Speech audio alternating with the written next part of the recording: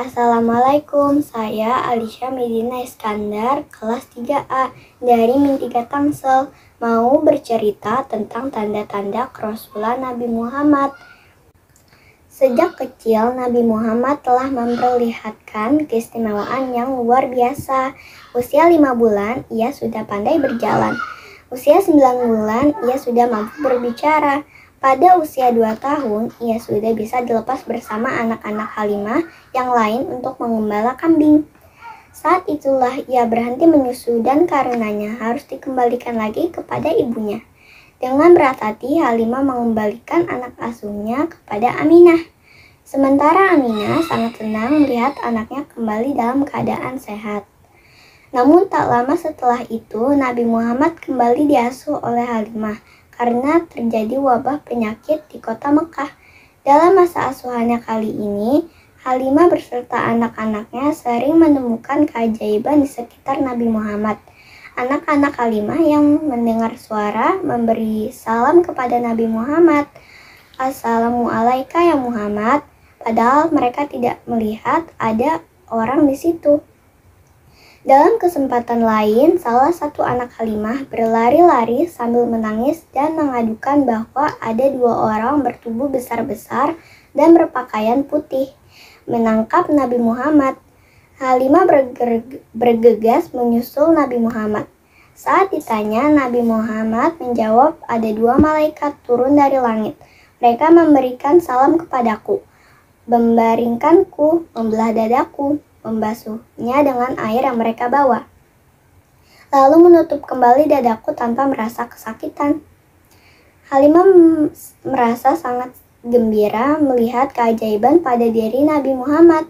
Namun karena kondisi ekonomi keluarganya yang semakin melemah, ia terpaksa mengembalikan Nabi Muhammad kepada ibu kandungnya di Mekah. Dalam usia 6 tahun, Nabi Muhammad telah menjadi yatim piatu. Ibundanya meninggal karena sakit saat pulang bersama Nabi Muhammad setelah berziarah ke makam ayahnya. Setelah wafatnya Aminah, Abdul Muthalib yang merupakan kakek dari Muhammad mengambil alih bertanggung jawab merawat Nabi Muhammad. Namun kemudian Abdul Muthalib pun meninggal. Dan kemudian Nabi Muhammad diasuh oleh pamannya yaitu Abu Thalib. Ketika berusia 12 tahun, Abu Thalib mengabulkan permintaan Nabi Muhammad SAW serta ketika ia memimpin rombongan ke Syam. Usia 12 tahun sebenarnya masih terlalu muda untuk ikut dalam perjalanan seperti itu.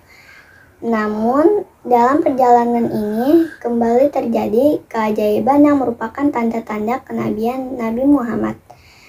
Segumpal awan terus menaungi Nabi Muhammad sehingga panas terik yang membakar kulit tidak dirasakan olehnya. Awan itu seolah mengikuti gerak rombongan Nabi Muhammad.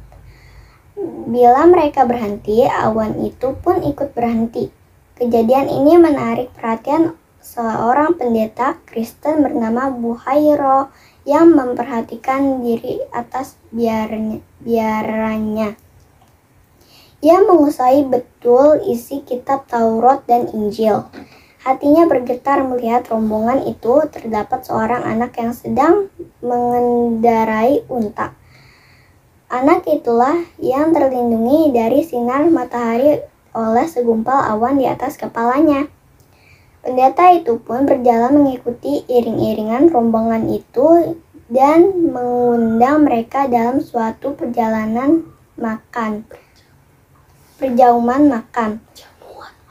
jamuan makan.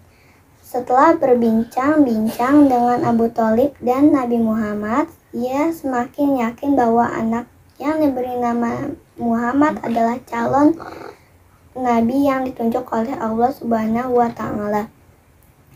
Pada usia 20 tahun, Nabi Muhammad mendirikan Hilful Fudul, yaitu suatu lembaga yang bertujuan membantu orang-orang miskin. Saat itu Mekah sedang kacau akibat perselisihan yang waktu terjadi antara Quraisy dengan suku Hawazin. Melalui Hilful Fudul. Inilah sifat-sifat kepemimpinan Nabi Muhammad mulai tampak karena aktivitasnya dalam lembaga ini dan ikut membantu pamannya berdagang. Namanya semakin terkenal sebagai orang yang terpercaya. Relasi dengannya dagangnya semakin meluas karena berita kejujurannya segera terucap dari mulut ke mulut, sehingga ia mendapat gelar Al-Amin yang artinya orang yang terpercaya. Wassalamualaikum. Terima kasih. Wassalamualaikum warahmatullahi wabarakatuh.